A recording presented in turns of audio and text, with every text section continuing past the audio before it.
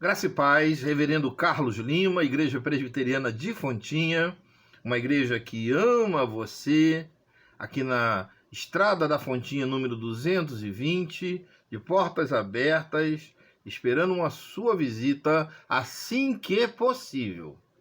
Nós vamos iniciar neste domingo de adoração, de louvor, de edificação, com um momento de oração. Então, curve a sua cabeça. Falaremos com o Senhor neste domingo, nesse início de trabalho. Querido Deus, amado Pai, louvamos e bendizemos o Teu nome.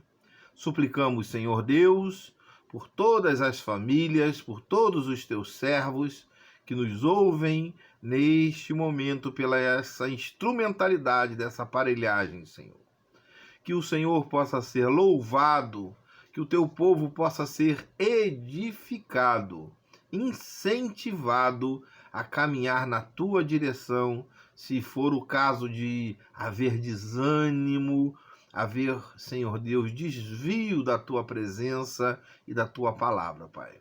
Que assim seja, nós assim oramos em nome do Senhor Jesus, na força e consolação do Espírito Santo. Amém. Amém.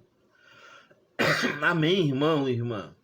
Nós queremos convidar a você, agora que tome a sua Bíblia e a abra no Evangelho de João, capítulo 11, e vamos ler a partir do verso 17 até o verso 27.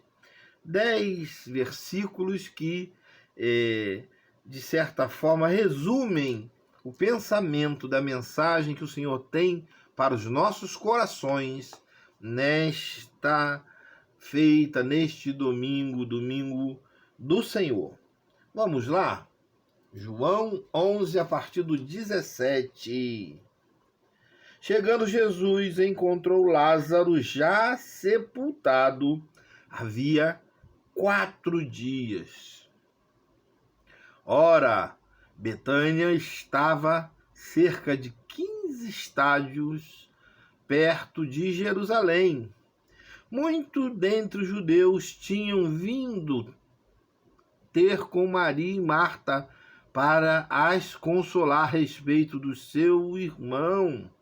Marta, quando soube que vinha Jesus, saiu ao seu encontro. Maria, porém, ficou sentada em casa.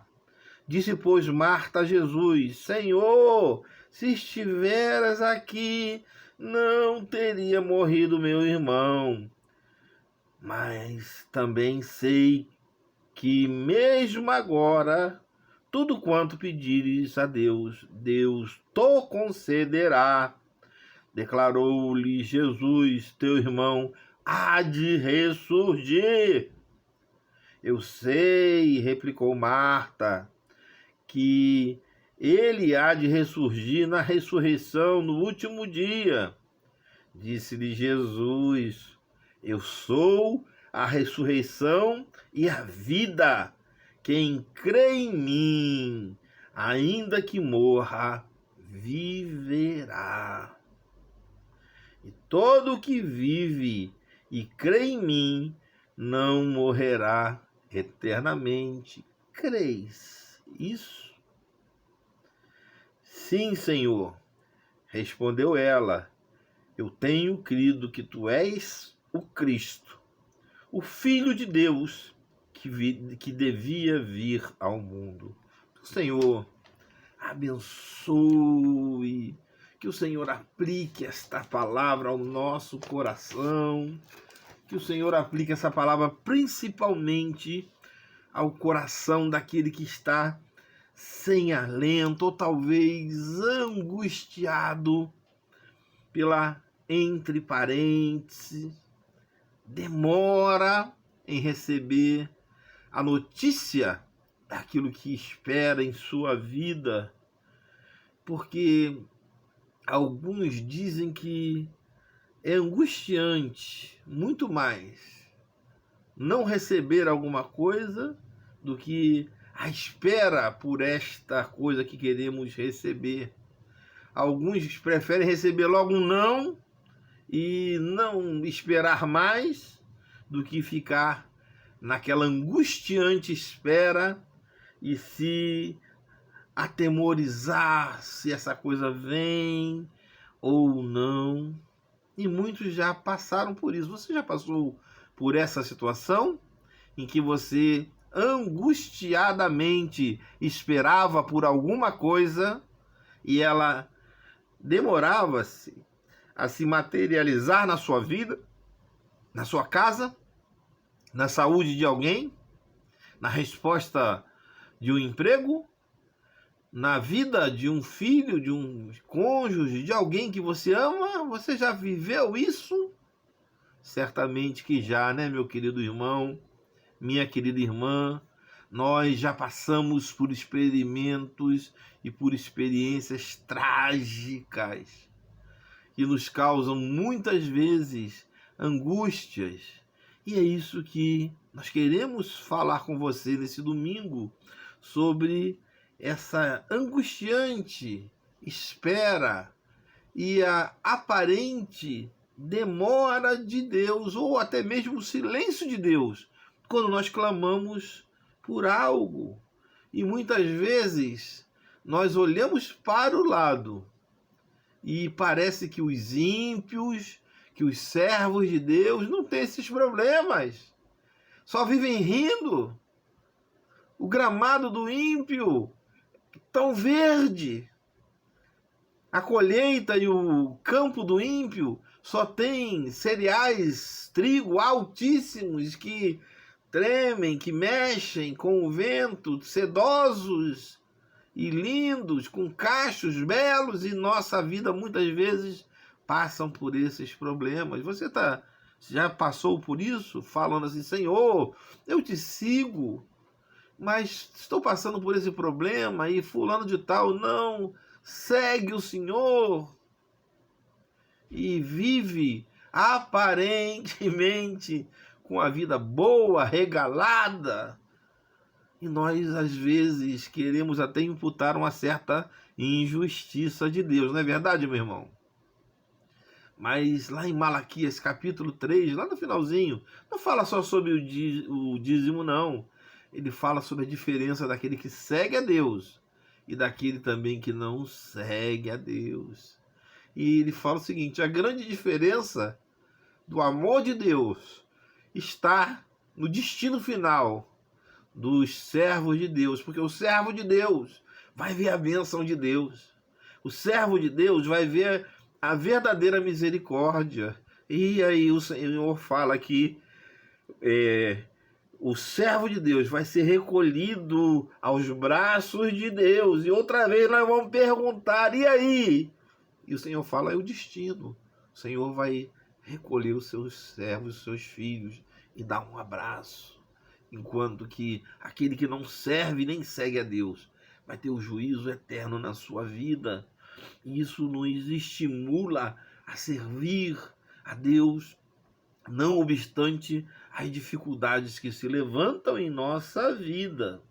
Então, querido, que talvez hoje você pense que há na sua vida um aparente silêncio de Deus, que problemas se levantam, que se avantajam em sua vida, e você está agora triste, cabisbaixo e falando: Deus me abandonou. E eu digo para você, baseado na palavra de Deus, que nada. Deus está agindo, Deus está preparando os meios, Deus tem o tempo dele, e no tempo dele, a misericórdia dele vai se levantar, vai ser produtiva, vai ser miraculosa na sua vida, na sua casa. Ele demanda de você que você creia nele e confie e saiba esperar. E o texto nos mostra isso, um infortúnio dentro de uma casa.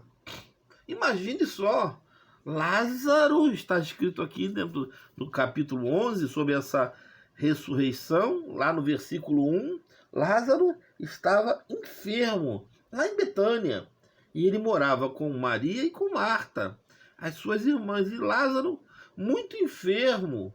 E Lázaro, então, naquele período de enfermidade, suas irmãs mandam chamar Jesus, e verso 3 fala da intimidade que eles tinham. Lá mandamos, pois, as irmãs de Lázaro, e fala: Senhor, está enfermo aquele que amas. Senhor, Lázaro, aquele que o Senhor ama, aquele que é seu amigo, ele está enfermo. Mas Jesus ainda se retém nos trabalhos do reino, mas para dizer o seguinte, que para ele não há tempo, irmão. O tempo que você julga que ele tem que fazer as coisas não é o tempo que ele precisa fazer as coisas, porque ele é Deus, ele sabe do tempo. Mas eu e você, algumas vezes nos angustiamos, entendendo que o nosso tempo é o tempo que o Senhor tem que fazer as coisas em nossas vidas. E Jesus, então, muitas vezes já tinha sido recebido naquela casa, né? E se você observar, Jesus foi recebido lá por Maria e Marta. Uma fica nos afazeres da casa, outra se aquedava nos pés do Senhor. Versículo 13, esse era um discípulo do Senhor, mas um amigo também. Havia lá no versículo 3, intimidade.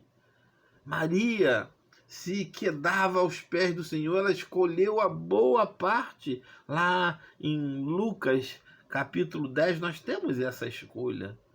E o mestre estava fazendo também, estava sendo servido, enquanto Marta queria uma excelência nos serviços, mas Maria queria ouvir.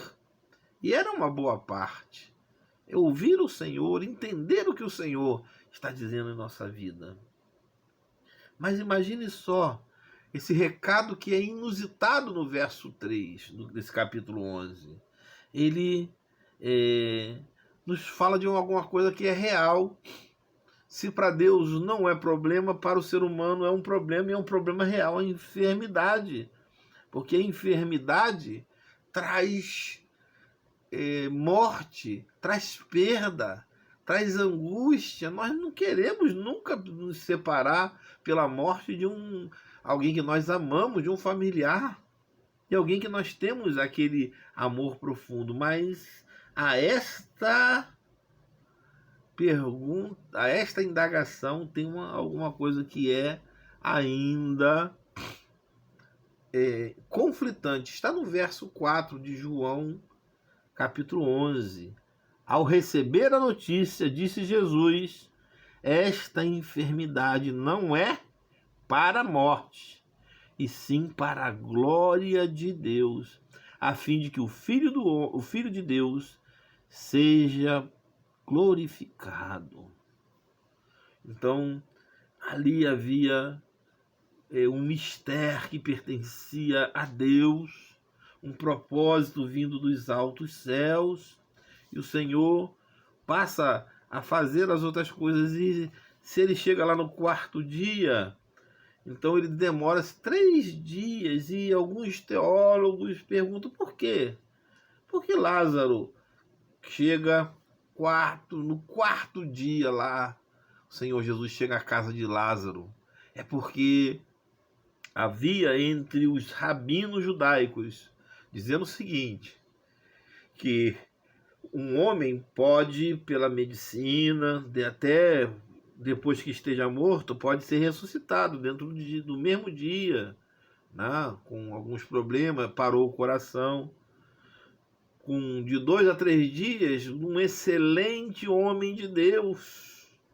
Mas no quarto dia, ninguém nesta terra, nenhum ser humano vivente, poderia ressuscitar alguém, porque já estava em estado de putrefação. Não existia. Somente Deus.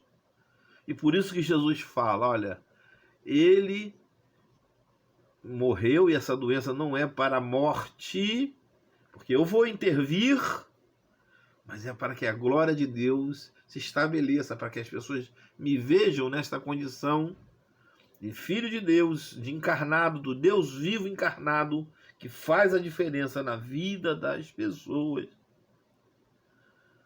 Mas as pessoas, irmãos, quando olham para aquilo que Deus faz e pode fazer, mas que comparam os seus valores, elas se lamentam pela aparente demora de Deus. E se lamentaram no texto. Marta fala: eu sei, Senhor Deus, que o Senhor pode fazer todas as coisas. Ele vai ressurgir lá na ressurreição. Eu creio nisso, Senhor. Mas a resposta para ela foi assim: não é lá para frente, é para agora. Crê em mim que alguém que ainda esteja morto pode viver? E tudo que vive em mim não morrerá eternamente? Ou seja, olha, eu sou Deus encarnado. Eu posso fazer qualquer coisa. A chave da vida está na minha mão. Eu ressuscito quem eu quiser ressuscitar. Se for mister para mim, eu posso fazer a diferença. Você crê nisso? E ela, então, fala que crê no Senhor Jesus, que o Senhor pode fazer aquilo. Então o Senhor manda que se tire aquela pedra do túmulo, que é algo também que é marcante naquele momento, né? Alguém que vai dar a vida a um morto já há 4 dias. Não? Como não poderia, com um toque do seu dedo, tirar aquela pedra? Mas também ele quer dizer que naquele momento, o que o homem pode fazer, mesmo com um esforço muito grande, pertence ao homem. Então, na sua vida, irmãos, trabalhar, lutar, pregar o evangelho, suar, sentir as dores, a fadiga desse mundo, fazer a obra de Deus com as suas forças, depende de você. Então faça, porque Deus não vai fazer. Mas aquilo que for sobrenatural, além das suas forças, Ele vai fazer, Ele pode fazer, e se for plano dele, se vai fazer. Mas vozes se levantam: Maria, Senhor, já cheira mal, lá no 11:39. Mas Jesus retruca, fala aquilo: não é assim. Se crê, você tem fé? Você pode crer nisso? Se você crê, lá no verso 40, você vai ver a glória de Deus. Irmãos, nós às vezes não temos fé nenhuma. Nossa fé é do cafezinho, né? Da pouca fé, que as pessoas brincam, mas é uma realidade nossa. Nós tratamos as coisas do Senhor sem a fé devida. Ele falou: você crê? Qual é a sua fé? Mas talvez essa pergunta, que é lá de Lázaro, passe também para você. Você que quer muitas coisas, quer ver a obra de Deus, mas você crê? Você tem fé? Você tem entendido que Deus é o Deus de todas as coisas? Que Deus tem as chaves da vida? Você sabe quem é Jesus? Porque as pessoas se desesperam, arrancam os cabelos na presença de Deus. E você vê isso, eu vejo isso. Mas a pergunta é: essas pessoas, esses tipos de pessoas, têm crido em Deus na sua profundidade? E estão prontas nesta fé até para receber de Deus: olha, não é o momento, ou até uma mensagem e uma resposta mais profunda: não é a minha vontade de te dar essa bênção, não. Você já pensou nisso? Porque às vezes nós queremos bênçãos de Deus, mas às vezes os propósitos de Deus são outros. São até maiores e melhores para nossas vidas, mas nós queremos aquilo que nós materializamos como certo. E a pergunta é: você pode crer, cheira mal? Mas você pode crer? Se você crer, e se você entender quem é Jesus, o que ele pode fazer, então você vai ver a glória de Deus. E o texto fala que Lázaro ressuscitou e a glória de Deus se manifestou naquele lugar. E o impossível foi feito na presença daqueles homens. Foi um fato que foi muito divulgado porque pessoas vieram consolar as irmãs. Lázaro era uma pessoa conhecida. Pessoas foram àquele sepultamento e aquilo se difundiu sobre a fama de Jesus, sobre o que Jesus poderia fazer e fez. E o texto nos mostra que Jesus cumpriu o seu intento, fez a sua obra. Lá nos versos 7 e 8, ele fala: vamos à Judéia? Querem te apedrejar, porque as vozes eram vozes reticentes. Não havia fé. Senhor, você tem certeza, Senhor? Muitas vezes nós queremos ensinar a Deus e perguntar a Deus se é isso mesmo. Queremos, na nossa vã sabedoria, compará-la com a vontade de Deus e com o propósito de Deus. É isso mesmo, Senhor? O Senhor quer fazer isso e nos tornamos os Jonas modernos. O Senhor nos manda pregar em Nínive e nós compramos a passagem para Tarsos, para longe de Deus, para longe da vontade de Deus. Acontece isso com você, acontece isso comigo, mas é igual a palavra de Deus nos fala através, quando o seu profeta fala: se hoje você ouvir a voz de Deus, não endureça o seu coração, não endureça os propósitos que Deus tem para a sua vida. Buscai o Senhor enquanto se pode achar. Invocai o Senhor enquanto Ele está perto. Muitas vezes o Senhor tem mostrado para a nossa vida, para o nosso entendimento, uma chave de conhecimento, de vida, de caminho que nós não temos abraçado. Mas o Senhor exige de nós, urge que nós olhemos para a sua presença. Entendamos que Ele é o nosso Deus e a nossa vida precisa ter esses marcos de fé, de ousadia, porque também crer é um momento de ousadia, de comunhão com Deus, porque é um momento que mexe com as nossas estruturas. Também não é fácil. Somos seres humanos. Mas a palavra de Deus nos chama a ter uma fé que às vezes desafia a lógica. Marta vacila na fé porque ela usa a lógica. Marta, ela pensa, não, Senhor, Jesus fala: você crê? Crê na ressurreição? E ela crê naquilo que poderia ter sido. Senhor, se o Senhor tivesse aqui, poderia ter sido bom. Mas o Senhor Jesus fala: eu não estou falando de passado. Eu estou falando agora, Marta, de presente. Você crê? Você tem uma fé agora no presente? E se você tiver uma fé agora no presente, o futuro vai ser um futuro transformador para a sua vida, para a sua casa, para você. Marta creu e a fé dela foi para o agora. Ela viu o seu irmão ressurreto. O Senhor Jesus falou: eu posso fazer, Marta, eu sou. Verso de número 25. Eu sei, 24, perdão. Eu sei, replicou Marta, que ele há de ressurgir na ressurreição no último dia do futuro, né, Senhor Jesus? Que o Senhor está falando, né? E o Senhor: não, Marta. Verso 25. Disse-lhe Jesus: eu sou.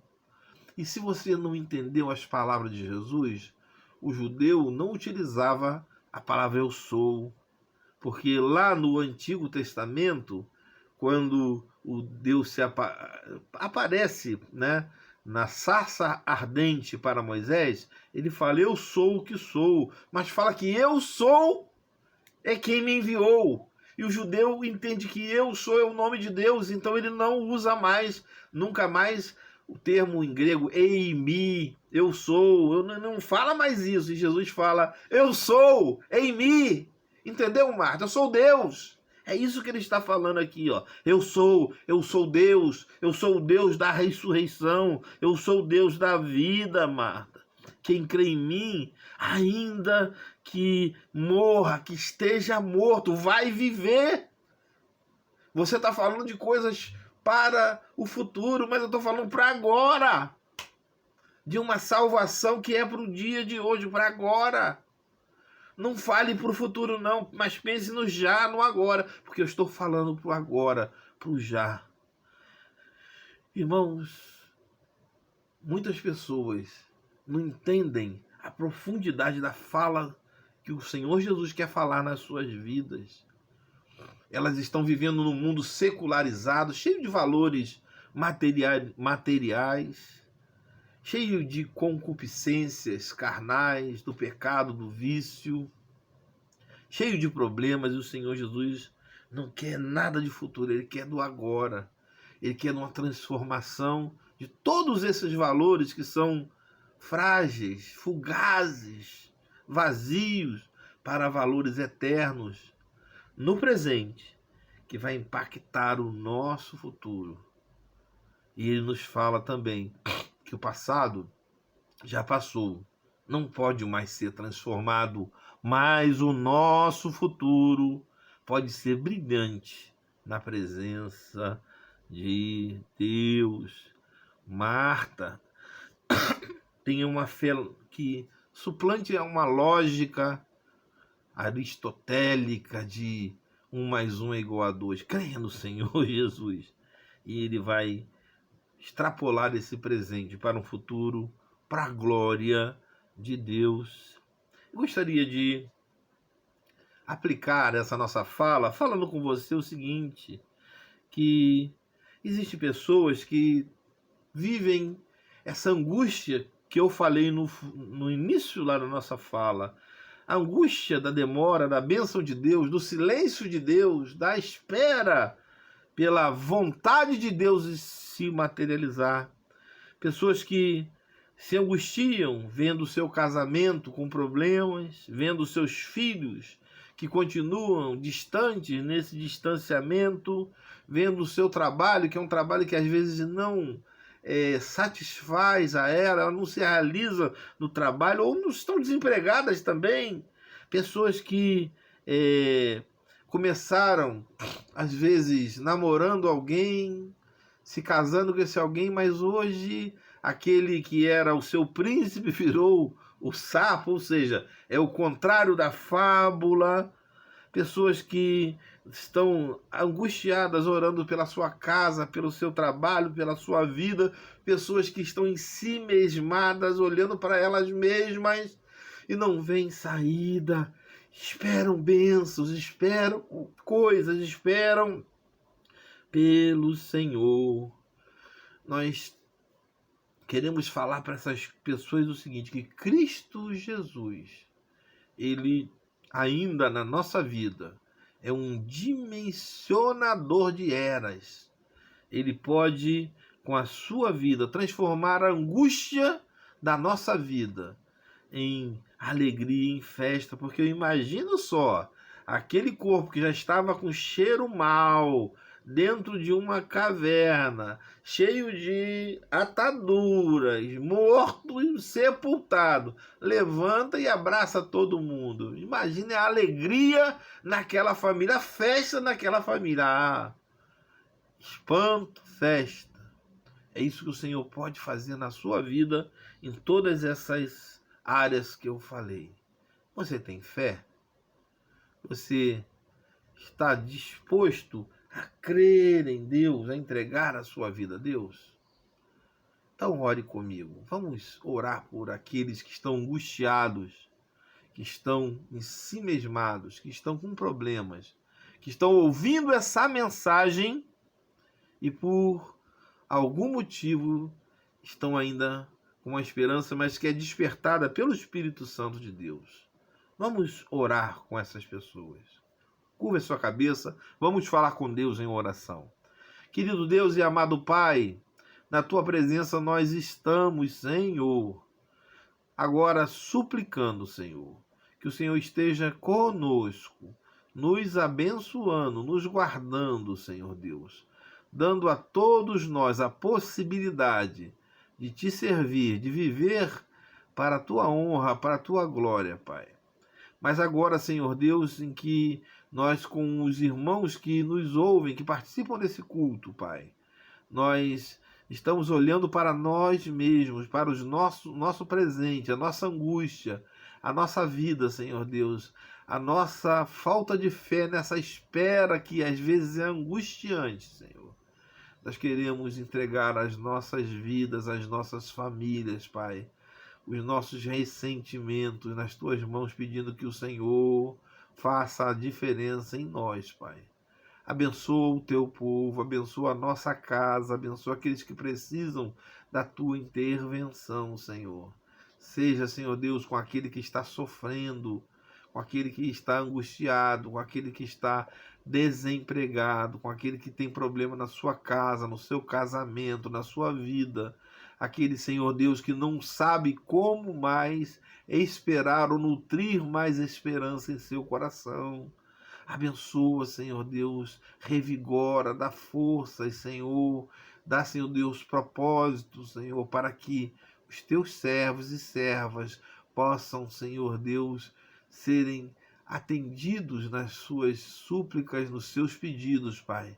Ó Senhor Deus, converte os corações, dá alívio nas almas, nos lares, nas casas, Senhor. Dá forças para que esses possam seguir ao Senhor em espírito e em verdade, Senhor. Seja, Senhor Deus, com o teu povo, seja com a nossa igreja, seja com aqueles que passam as dificuldades, que estão enfermos, sejam, Senhor Deus, com os lares, seja com os lares, Pai, para que recebam do Senhor todo o alívio, todo o nutriente necessário para a vida, Senhor. Nós assim oramos em nome do Senhor Jesus, na força, na consolação do Espírito Santo. Amém. Receba a bênção do Senhor, irmão e irmã. Que a graça do nosso Senhor e Salvador Jesus Cristo, o amor de Deus e a comunhão do Espírito Santo seja com todos vós, com todo o povo do Senhor, agora e pelos séculos dos séculos. Amém. Amém, irmão, irmã. Bom término de domingo, né, de final de semana. Que o Senhor abençoe você rica e abundantemente. Esteja na paz de Cristo, esteja na presença do Senhor. Amém.